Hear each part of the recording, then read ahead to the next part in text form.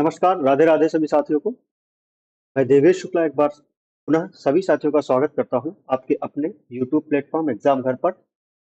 आप सभी साथी जल्दी से जुड़ जाइए। क्लास जो है 8 बजे जो एनटीपी के जीएस की क्लास होती है प्रीवियस ईयर पेपर की, वो आपकी स्टार्ट हो चुकी है। आप सभी साथी जल्दी से क्लास से जुड़ जाइए। जो नए साथी हैं वो चैनल को सब्सक्राइब कर लें, क्योंकि आपको अपडेट मिलती रहेगी। डेली क्लास ये आपकी 8 बजे आती है। क्लास आपकी एनटीपीसी के एग्जाम जब तक नहीं समाप्त हो जाते आपको डेली में रिवीजन जो है अब आपके लिए बहुत जरूरी है, क्योंकि जो एनटीपीसी का आपका एग्जाम है संभवतः 1 से 2 महीने में आपका होना है। सभी साथी जल्दी से जुड़ जाएंगे, चैनल सब्सक्राइब कर लेंगे, बेल आइकन को दबाएंगे और जो डिस्क्रिप्शन बॉक्स में आपका टेलीग्राम चैनल और जो व्हाट्सएप चैनल है ज्वाइन करके आप क्लास पीडीएफ और साथ ही साथ जो डेली करंट अफेयर और प्रैक्टिस क्वेश्चंस अलग अलग सब्जेक्ट्स के सब्जेक्ट वाइज जैसे ज्योग्राफी, पॉलिटी, इनको भी आप कर पाएंगे और वहां से आप जो है अपना रिवीजन और अच्छे तरीके से कर पाएंगे। शुरू करेंगे अपनी क्लास को और देखेंगे आज के महत्वपूर्ण क्वेश्चन कौन से शिफ्ट के कौन से एग्जाम पेपर से लिए गए हैं।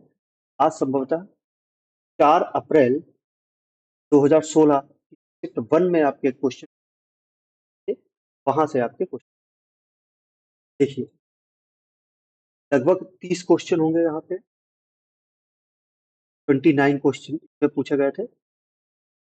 पहला क्वेश्चन आपसे क्या पूछा गया था, अमीनो एसिड के 4 प्रमुख तत्व कौन। तो आपका अमीनो एसिड होता है, 4 तत्व है वो कौन से हैं। पहला कार्बन है, दूसरा हाइड्रोजन है, तीसरा ऑक्सीजन है और चौथा क्या है, नाइट्रोजन। कार्बन, हाइड्रोजन, ऑक्सीजन और नाइट्रोजन, ये जो आपके हैं ये अमीनो एसिड के 4 प्रमुख तत्व। अमीनो एसिड के जो 4 प्रमुख तत्व कौन कौन से हैं, कार्बन, हाइड्रोजन, ऑक्सीजन और नाइट्रोजन। ये प्रश्न आपसे पूछा। दूसरा प्रश्न पूछा गया था, भारत का सर्वोच्च कानून किसे माना जाता है।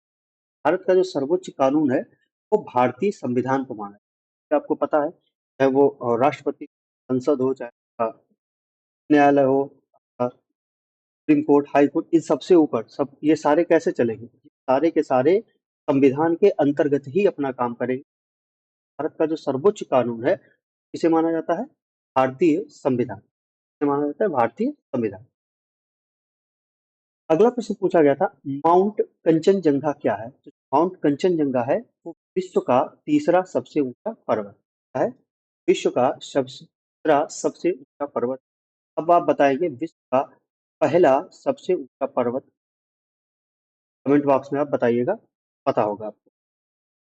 अगला पूछा गया था प्रश्न आपसे, विक्टोरिया मेमोरियल स्मारक है रूप में काम करता है।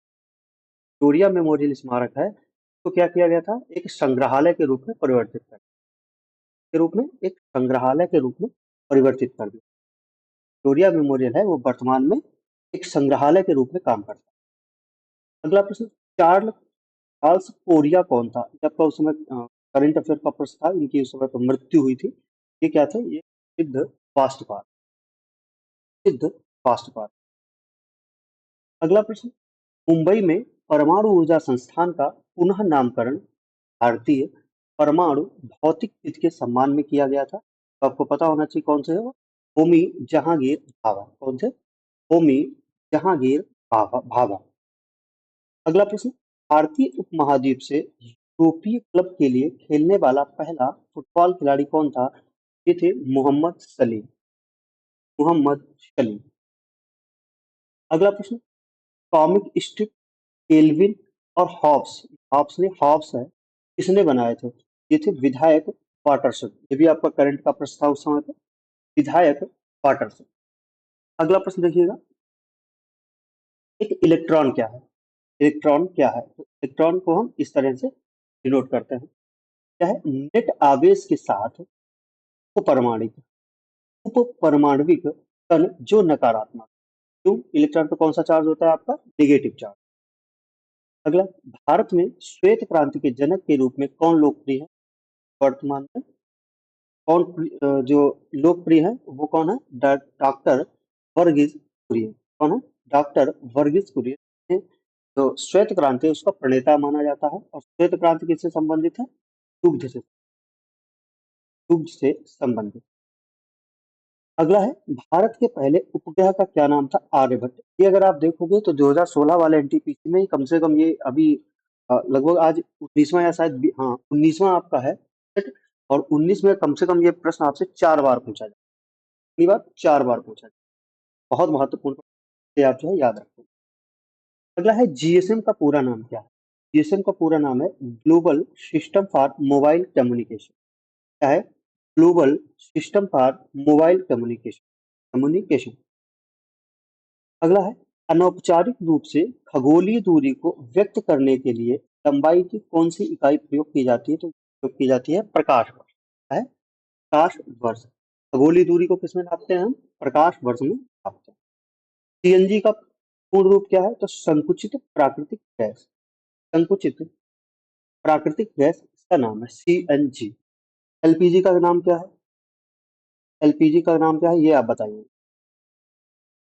भूकेंद्रीय और सूर्य केंद्रीय शब्द किसे संदर्भित करते हैं? यह पृथ्वी और सूर्य के चारों ओर नक्षत्र नक्षत्रिक वस्तुओं की गति को क्या कहते हैं? भूकेंद्रीय और सूर्य केंद्रीय। यानी कि जो पृथ्वी के चारों ओर है उन्हें कहते हैं भूकेंद्रीय, और जो सूर्य के चारों ओर घूमते हैं उन्हें कहते हैं सूर्य केंद्रीय। पीवी सिंधु कौन है? ये भारतीय बैडमिंटन चैंपियन है। के ऊपर आपको एक खिलाड़ी को लेकर के प्रश्न पूछा गया था। अगला, सौर मंदिर कहाँ पर है? ये जो सौर मंदिर है ये महाबलीपुरम। ये महाबलीपुरम कहाँ है ये आप बताइए। सौर मंदिर कहाँ पर स्थित? महाबली। अगला प्रश्न है, लासाडिव सागर को और किस नाम से जाना जाता है? तो यह है लक्षद्वीप। लक्षद्वीप सागर को क्या कहते हैं? लासाडिव सागर के नाम से भी जानते हैं। अगला है, गैल्वनीकरण है, गलवानी नहीं है, गैल्वनीकरण। गैल्वनीकरण गैल्वनीकरण एक प्रक्रिया है इसमें लोहे की वस्तुओं पर से इससे बचाने के लिए जिंक की परत चढ़ाई जाती है, तो जंग से। यानी कि जो लोहे के ऊपर जो लगती है जंग, से बचाने के लिए, जंग न लगने के लिए उस पर किसका लेप करते हैं? जिंक की परत चढ़ाई जाती है। और ये जो प्रक्रिया है ये क्या कहलाती है? गैल्वनीकरण। आपसे इसमें जो है कई तरीके से घुमा के आपसे प्रश्न पूछ सकता है। लोहे को जंग से बचाने के लिए किसकी परत चढ़ाई जाती है? ये चढ़ाई जाती है। लोहे को जंग से बचाने के लिए जिंक की परत चढ़ाए जाने को की प्रक्रिया को क्या कहते हैं? वो आपकी गैल्वनीकरण कहते हैं। ठीक है? तो किसे जंग से बचाने के लिए गैल्वनीकरण प्रक्रिया अपनाई जाती है? तो लोहे को। तो आपसे 3 से 4 प्रश्न घुमा के पूछ सकते हैं। एक अज्ञात भारतीय की आत्मकथा किसने लिखी है? ये है नीरज, क्या नहीं है, नीरज नीरज चंद्र चौधरी, एनडी चौधरी। डीएनए का पूर्ण रूप क्या है ये आपको पता होगा। Deoxyribonucleic deoxyribonucleic acid. DNA की है। आरएनए की क्या है ये आप बताइए। आरएनए। आरएनए और डीएनए। कन्फ्यूशियस कौन था? ये एक चीनी दार्शनिक था। ये किसके समय में भारत आया था ये आपको बता। अगला प्रश्न है, भारत में आर्थिक उदारीकरण किस साल शुरू हुआ था? भारत में जो आर्थिक उदारीकरण है वो 1991-92 के समय हुआ था। इसमें हम कौन सी योजना ले आए थे? एलपीजी, लोकलाइजेशन,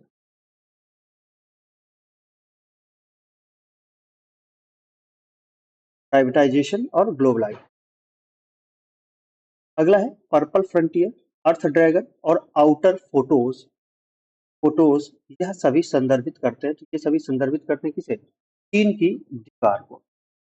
अगला, ओवन में थर्मोस्टेट एक ऐसा उपकरण है तापमान बनाए रखने में मदद करती है। कैसे? सर्किट पूरा सर्किट पूरा करके थर्मोस्टेट उपकरण है वो क्या है? तापमान को बनाए रखता है। अगला है, डाटा विंग द्वारा उत्पादित टैबलेट कंप्यूटर का नाम क्या था जिसे भारत सरकार द्वारा ई लर्निंग कार्यक्रम के रूप में बढ़ावा दिया गया था? उसका नाम था आपका आकाश। क्या नाम था? आकाश। दिमित्री मेंडलीफ ने क्या तैयार किया गया था? तैयार किया था? ये था रासायनिक तत्वों की आवर्त सारणी। ये आपसे ऐसे ही पूछ सकता है कि जो आवर्त सारणी है इसको किसने तैयार किया था? तो ये मेंडलीफ के द्वारा। ये भी प्रश्न पूछा जा चुका है, इस बार घुमा के पूछा। अगला है, कंप्यूटर में ऐसा कौन सा पॉइंट डिवाइस है जो अपनी सहायक सतह से संबंधित दो आयामी गति का पता लगाकर कार्य करता है, ये होता है आपका माउस। क्या होता है? माउस होता है। भारत के गवर्नर जनरल के रूप में लुईस माउंटबेटन की जगह किसने ली थी? आपको पता होना चाहिए थे श्री राजगोपालाचारी। श्री राजगोपालाचारी ये कौन थे? गवर्नर जनरल थे, पहले भारतीय और अंतिम गवर्नर जनरल। बाद में का पद समाप्त हो जाता है और राष्ट्रपति का पद है वो आता है। आज की क्लास के हमारे जो प्रश्न है यहीं पे समाप्त होते हैं। मिलेंगे कल अपनी अगली क्लास में। तब तक के लिए सभी को धन्यवाद। और आप सभी लोग क्लास को एक लाइक दें और चैनल को अगर आपने नहीं सब्सक्राइब किया है कर लो।